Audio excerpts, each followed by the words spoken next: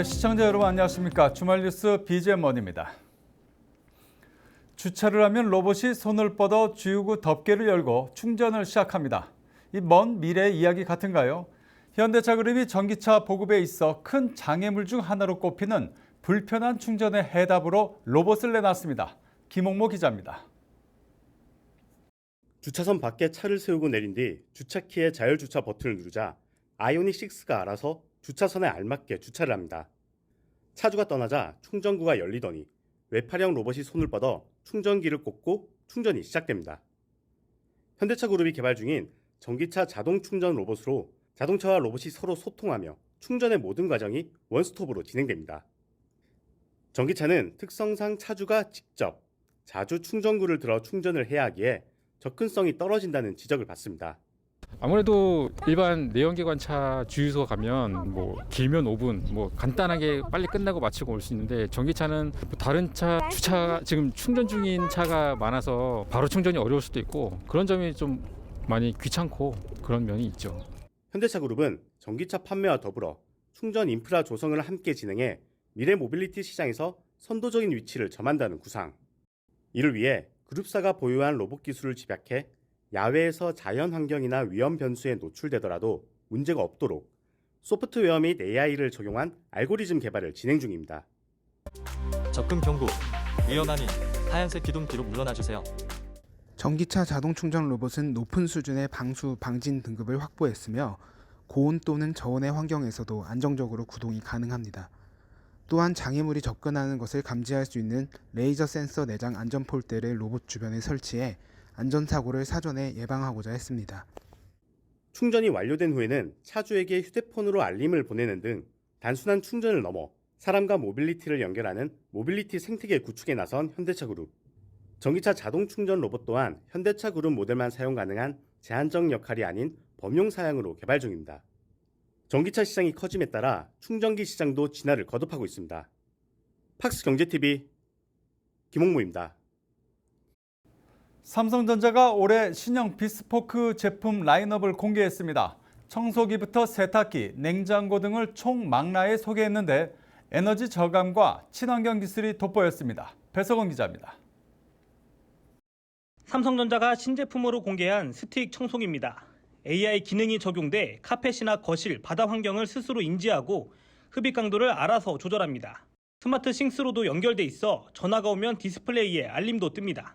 인덕션은 맞춤 조리 시간을 알려주고 세탁기도 빨래 오염도와 무게에 따라 빨래 방식과 세제 투입량을 결정합니다. 냉장고와 에어컨, 오븐 등 15개 제품에 저마다 특성을 갖춘 AI 기능이 적용됐습니다. 삼성전자의 이번 비스포크 신제품은 에너지 저감과 사용자 맞춤형 기능에 초점을 뒀습니다.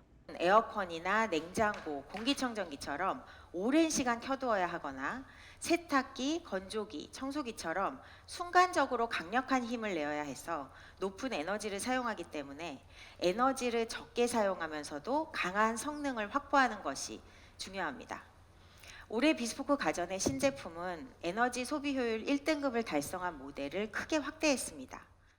삼성전자의 스마트 싱스 활용성도 확대되고 있습니다. 스마트 싱스의 AI 절약 모드를 활용하면 가정 내 전력 사용량을 최대 70% 줄일 수 있고 우류나 세제 라벨을 스마트 싱스의 클로딩 케어로 스캔하면 세탁 정보와 세제 제품 정보도 확인이 가능합니다. 삼성전자의 이번 신제품에는 재생 레진 적용도 눈에 띄었습니다. 야채 박스, 조리기기 철판 등의 레진 소재를 적용했고 냉장고의 강판 두께를 줄여 탄소 배출을 줄이거나 건전지 없는 리모트를 선보이는 등 친환경 실천 몇 면을 공개했습니다. 연내에는 미세 플라스틱 필터도 출시하여 미세 플라스틱 배출량을 획기적으로 감소시킬 예정입니다. 이외에도 친환경 R32 냉매 및 재생 레진 등을 친환경 소재를 사용하고 솔라셀 리모트를 적용하는 등 제품 생산부터 재활용까지 전 단계에 걸쳐 친환경 실천을 확대할 것을 말씀드립니다. 한종희 부회장은 올해 비스포크 제품 판매 전망에 대해 전년 대비 50% 이상 성장시키는 것이 목표라고 전했습니다. 팍스경제TV 배석원입니다. 민간 참여 공공분양 아파트가 수요자들에게 관심을 받고 있습니다. 유명 브랜드의 강점을 가진 민간 건설사의 합리적 분양가가 장점입니다. 평택 현장을 전용석 기자가 취재했습니다. 경기도 평택시 고적 신도시에 분양을 시작한 아파트의 견본주택 현장입니다.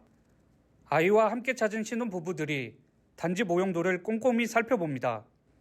단지는 평택도시공사가 시행한 민간 참여 공공분양 아파트로 최고 25층, 7개 동, 569가구 규모입니다. 이 중 480가구가 특별 공급을 통해 분양됩니다. 신혼부부와 생애 최초에 각각 170세대, 142세대로 특별 공급의 65%를 차지합니다. 분양가는 4억 4,600만 원에서 4억 9,500만 원으로 인근 단지의 동일 평형 매매가 대비 1억 원가량 낮은 가격입니다. 공공분양으로서 합리적인 분양가와 우수한 설계로 인하여 고객들의 높은 관심을 보이고 있으며 특별 공급 또한 85% 전국 청약이 가능하여 소비자들의 높은 관심을 보이고 있습니다. 단지는 전용 면적 84제곱미터에 단일 평형으로 구성됩니다. 지상에 차가 다니지 않는 공원형 단지로 단지 내에는 어린 아이들이 뛰어놀 수 있는 1,700여 평의 잔디공원이 마련됩니다. 전용 84제곱미터 A와 B타입 모두 4베이 설계로 탁 트인 개방감을 확보했습니다.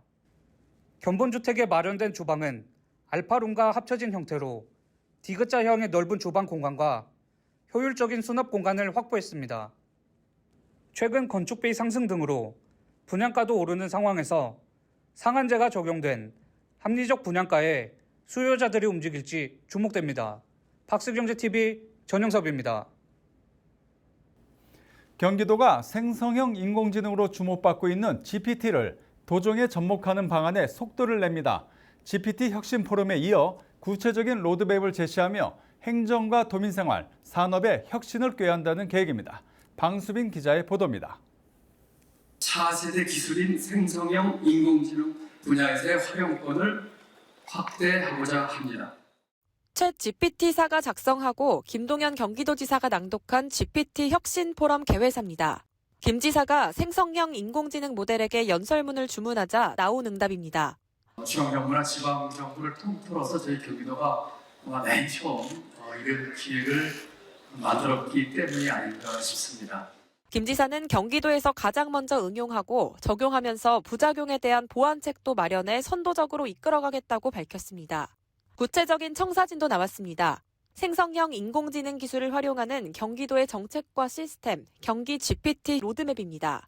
이달 말까지 전담기구를 조직해 공론화, 입법 연구, 아이디어 발굴, 행정혁신 등 체계적인 활용 방안을 모색합니다. 행정과 도민생활, 산업의 혁신을 이끄는 데 초점이 맞춰져 있습니다. 법령 개선과 사회윤리 문제 등에 대응하기 위해 입법 연구와 공론화 과정도 추진합니다. 경기도를 전 세계 인공지능 수도로 만든다는 경기 GPT, 포럼에 이어 로드맵 발표도 구체화하고 있습니다. 박스경제TV 방수빈입니다. 쉐보레의 엔트리 모델 트랙스 크로스오버가 출시됩니다. 한국 GM의 창원 공장에서 전량 생산되는 이 모델은 한국 GM의 8년 연속 적자 탈출을 위한 전략 모델입니다. 김웅모 기자입니다. 생산부터 출시까지 한국 GM이 전사적 역량을 집중한 차세대 크로스오버 유틸리티가 베일을 풀었습니다. 세단의 부드러운 주행감과 SUV의 넉넉한 공간성을 모두 잡은 실용성이 특징인데요. 특히 젊은 소비층들에게 인기를 끄는 모델입니다. 쉐보레는 이 같은 젊은 층 수요에 맞춰 트랙스 크로스오버의 가격대를 2천만 원대로 책정했습니다. 즉, 첫차를 구매하는 2030 세대를 집중 공략한다는 계획. It will open a new chapter on Chevrolet brand, giving customers a unique premium experience on the segment. I'm sure it will be the next GM global success. 한국 GM은 트랙스 크로스오버를 연간 20만 대 이상 수출하겠다는 목표도 밝혔습니다. 앞서 한국 GM은 트랙스 크로스오버 생산을 위해 1,000억 원을 투입해 스파크를 생산하던 창원 공장을 전면 리뉴얼한 바 있습니다. 수출길에 오르는 전략 모델인 만큼 저렴한 가격 외에도 당구장 없는 튼튼한 설계를 통해 글로벌 스테디셀러 모델로 자리매김한다는 구상. 트랙스 크로스오버는 GM의 새로운 설계 프로세스를 적용해 차체 구조의 경량화, 강성화에 중점을 뒀습니다. We use GM's design process called smart engineering. By applying virtual simulation of multiple driving situations from the very beginning. It allowed us to identify and reinforce the body parts that matter the most. About 78% of our body structure is comprised of high-strength materials. 북미 수출 모델과 달리 내수용 모델에는 한국 도로 사정을 감안한 특화 설계도 장착됐습니다. 도심 내에서 신호를 받는 등 정지와 가속이 잦은 데서 오는 운전자의 피로감을 덜고자 오토홀드 기능이 탑재됩니다. 과거 캐스퍼 열풍이라 불리며 경차 수요가 폭발했던 시기가 있었습니다. 트랙스 크로스오버는 트림에 따라선 경형 SUV인 캐스퍼보다 저렴한 가격을 자랑합니다.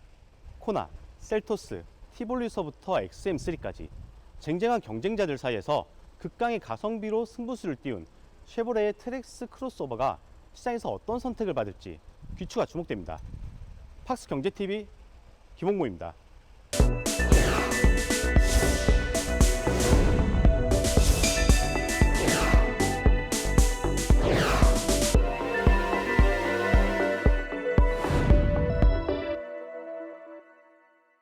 면역 항암제와 알레르기 치료제를 메인 파이프라인으로 하는 GI 이노베이션이 오는 30일 코스닥 시장에 입성합니다. 김효성 기자가 이병건 대표를 만났습니다. 2007년 난치성 질환 환자들에게 희망을 주는 기업을 이념으로 설립된 GI 이노베이션. 회사는 이중융합 단백질 기반의 혁신 신약을 개발하고 있는데요. 난치 질환 치료제 개발 기업 가운데 두각을 나타내고 있다는 평가를 받고 있습니다. 이병건 대표는 상장 후 개발 중인 치료제들이 단순 기술 이전을 넘어 상업화할 수 있는 물질의 이전을 목표한다고 밝혔는데요. 자세한 계획 살펴봤습니다. 지금 현재 전임 상단계에서 2건의 기술 이전을 완료를 했고요. 글로벌 제약사들과 공동 임상을 하고 있는 등 굉장히 내실 있게 성장을 하고 있습니다. GI101은 면역 항암제입니다. 그 면역 항암제 불응한 환자들은 지금 다른 치료법이 없습니다. 그래서 그러면 환자에게 면역 세포를 증식을 시켜주고 그 활성을 도와주는 게 굉장히 큰 작용을 하게 됩니다. 그러한 약물이 인터루킨2란 약물이고요. 그래서 많은 회사들이 이 인터루킨2를 개발하기 위해서 했습니다만은 현재까지는 그렇게 좋은 결과가 나오지 않습니다. GI101은 새로운 신약이 되겠습니다. 면역 세포는 증식을 시키고 조절 T세포는 증식을 억제를 하고 그 다음에 또 독성을 낮춰서 기존 인터루킨2 대비 훨씬 좋은 효과를 보인다는 것을 제가 이제 지금 임상에서 보여주고 있고요. 그것이 제대로 되면은 글로벌 시장에서 굉장한 효력을 발휘할 거라고 보고 있습니다. GI101에서 단독요법에서 특히 이 환자는 자궁경부암 환자인데 다른 면역 항암제를 써도 효과가 없었는데 우리 GI101을 2번 투여를 받고 암이 완전히 사라졌습니다. 단독요법으로 시야를 보이는 것이 굉장히 어려운 겁니다. 그래서 이미 우리 GI101에서는 그렇게 시야를 보였기 때문에 아마 이것이 앞으로 글로벌 회사들하고의 기술 이전에도 굉장히 큰 도움이 될 것으로 보고 있습니다. 저희가 지금 추구하는 것은 희귀암 쪽으로 먼저 허가를 받는 것을 전략을 짜고 있습니다. 가령 이제 우리가 작년에 미국 FDA에서 희귀암 쪽으로 GI101에 대한 허가를 받은 게 있어요. 피부암입니다. 희귀암 쪽으로 하면은 2027, 8년경에는 허가 받을 수 있게끔 그렇게 지금 짜고 있습니다. 완전히 새로운 개념의 알레르기 치료제로 지금 임상을 진행 중이고요. 저희가 졸레오와 GI301의 비교 임상을 한 게 있습니다. 그 결과가 4월 달에 탑9 결과가 나오고요. 우리가 지금 유한양행과에서 계획 중인 임상시험은 만성 특발성 두드러기 환자에게 GI301과 졸레오의 비교 임상을 4월 달부터 시약처에 IND를 제출해서 진행을 하려고 합니다. 그래서 그러한 데이터들이 보이게 되면은 완전히 글로벌 회사의 시장과의 그런 차별화가 나오고 그렇게 되면은 이건 엄청난 시장이 상승되려고 보고 있습니다. 우리가 GI101이든 301을 기술 이전을 하게 되면은 저희는 지금 국내 다른 회사들과 비교해 봤을 때 1조 정도의 가치는 저희가 충분히 가질 수 있다고 봅니다. 근데 그게 중요한 게 아니고 그 다음 단계로 101나 301의 글로벌 매출을 일으켜서 거기에 대한 로열티를 받은 것이 기업이 영속성을 가지고 꾸준히 클 수 있는 그러한 계기가 된다고 봅니다. 그래서 그렇게 갔을 때 회사의 가치가 상장 후에도 꾸준히 증가되는 그런 걸 보여주는 것이 우리가 갈 길이라고 봅니다. 실리콘밸리은행 파산과 크레딧 스위스의 유동성 위기 발생으로 국내 금융업계에 비상이 걸렸습니다. 김하슬 기자가 이혁준 나이스 신용평가 금융평가 본부장을 만나 그간의 글로벌 금융 이슈를 짚어보며 당면 과제를 살펴봤습니다. 비주 초대석입니다. 가장 안전해야 하는 금융권이 흔들리고 있습니다. 미국 실리콘밸리 은행 등 미국 지역 은행들의 연이은 파산으로 국내에서도 예상치 못한 충격이 몰아칠 수 있다는 불안감이 커지는 상황. 이혁준 나이스 신용평가 본부장은 이미 금융위기가 시작됐다면서 부채 축소와 유동성 확보가 가장 시급하다고 강조했습니다. 실리콘밸리 뱅크 같은 경우에는 이 급증한 예금을 주로 이제 만기 10년 이상 국채 위주로 운영을 했는데요. 유가증권 비중이 57% 정도로 상당히 좀 비정상적인 형태로 운영이 됐고요. 이러한 상황에서 이제 그 연준이 기준금리를 빠르게 오르면서 시중금리가 급등을 하게 되니까 이 보유하고 있는 채권에서 대규모 평가 손실이 났습니다. 크레딧 스위스 같은 경우에는 이 투자 쪽에서 부실이 좀 많이 발생을 했고요.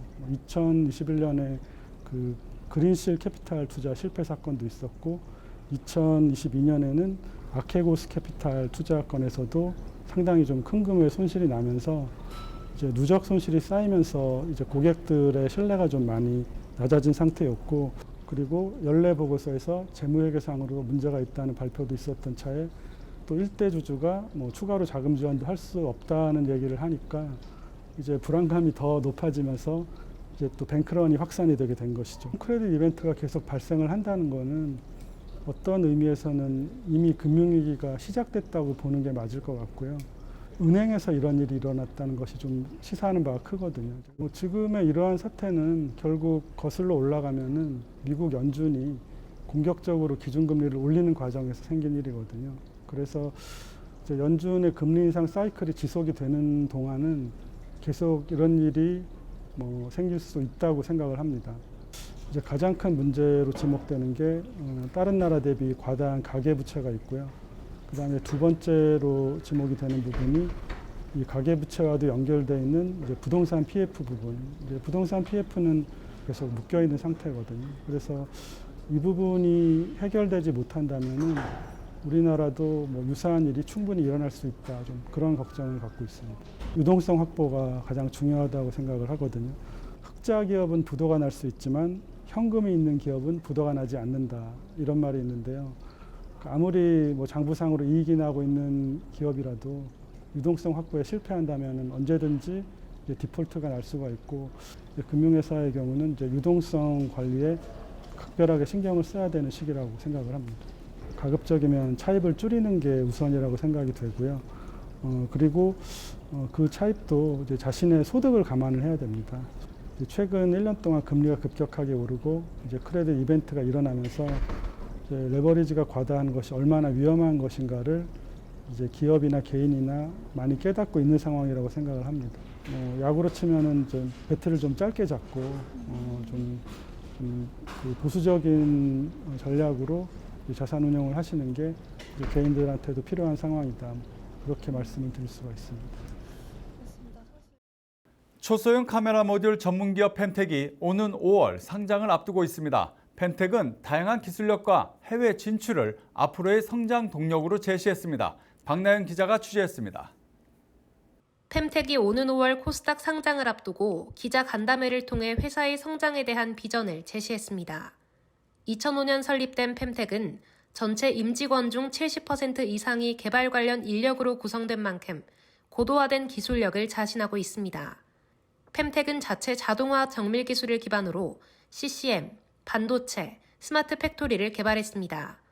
2016년 국내 대기업과의 거래를 시작으로 제품의 다양성을 넓혀온 펜텍은 지난해 3분기 기준 매출액 593억 원, 영업이익 136억 원을 기록하며 전년도 온기 실적을 넘어섰습니다.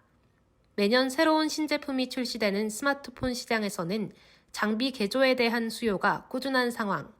펜텍의 주력 사업인 CCM, 카메라 모듈 분야는 이 같은 동력에 힘입어 성장세를 이어가고 있습니다. 반도체와 스마트 팩토리 등 다양한 하이엔드 기술력을 확보한 점도 펜텍의 성장 요인입니다. 펜텍은 최근 베트남 법인을 시작으로 해외 시장으로의 진출에도 속도를 내고 있습니다. 또 최근 들어서 중국 같은 경우에도 코로나의 빗장이 풀리면서 상당히 빠르게 산업들이 돌아가기 시작을 했고요. 저희 카메라 모듈 업계 또한 그게 이제 상당히 빠르게 진행이 되고 있는 게 보여지고 있습니다. 그래서 그쪽 부분도 생산 인프라나 영업 인프라 구축을 진행을 할 계획을 가지고 있습니다. 펜텍은 중국과 인도의 생산 인프라를 확충하고 미국과 대만 등으로 영업 거점을 점차 확대할 계획입니다. 펜텍은 지속적인 기술 개발을 통해 글로벌 체인 구축에 더욱 힘쓴다는 구상입니다. 팍스경제TV 박나연입니다. 비대면 진료 플랫폼 굿닥의 서비스가 삼성 스마트 TV 기본 앱으로 탑재됩니다. 직접 휴대폰 앱을 설치하지 않아도 이제는 집에서 TV를 통해 쉽게 예약하고 진료받고 치료할 수 있게 됐습니다. 김효선 기자입니다.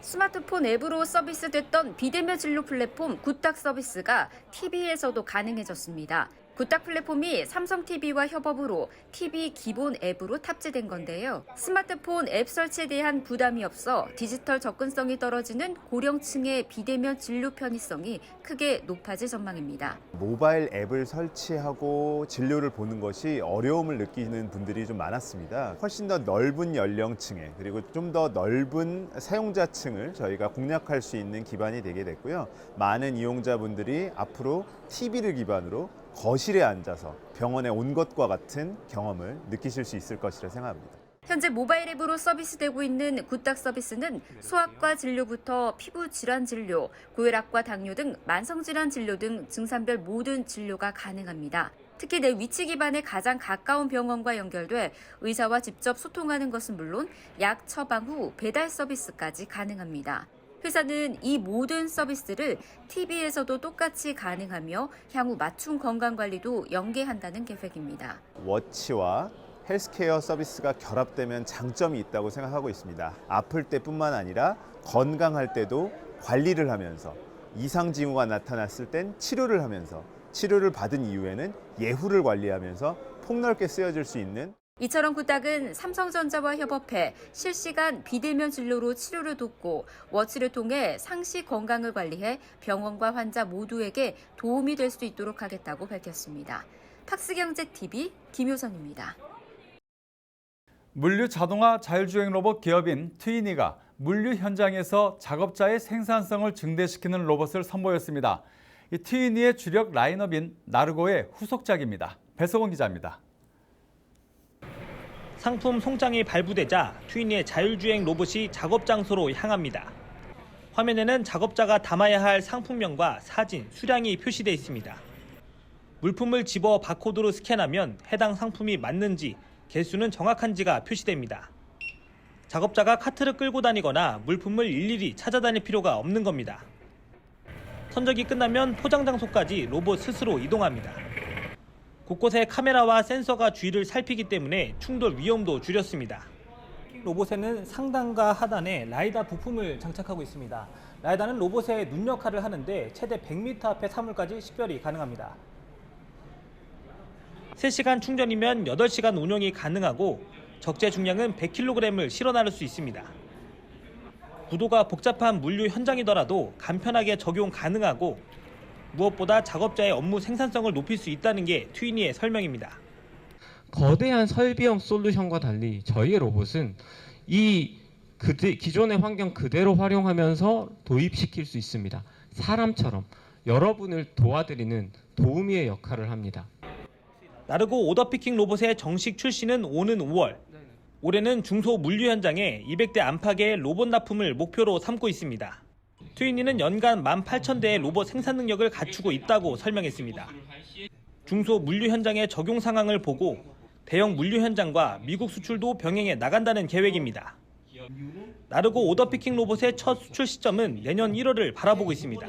대기업들에서도 지금 트위니 오더피킹 로봇에 관심을 굉장히 많이 보이고 있고 사실 오늘의 시연회를 출발로 해서 중소물류센터에서 돌아가는 모습을 크게 기대를 하고 계세요. 마찬가지로 미국 물류센터를 만나봤을 때도 한국에서 레퍼런스가 2개, 3개 정도가 쌓이면 자기네들이 도입을 하겠다라고 의사를 보이는 곳들이 있어서 거의 동시에 진행이 될 것 같습니다. 2021년부터 매출도 30억 원 수준까지 올라온 상황. 트위니는 대기업 물류 현장과 미국 수출로 매출을 키워 내년 하반기 기업 공개도 추진한다는 방침입니다. 팍스경제TV 배석원입니다. 네, 이상으로 BGM 머니를 마칩니다. 다음 주에도 우리 기자들이 발로 뛰는 생생한 현장의 모습 우리 시청자 여러분께 전해드리겠습니다. 고맙습니다.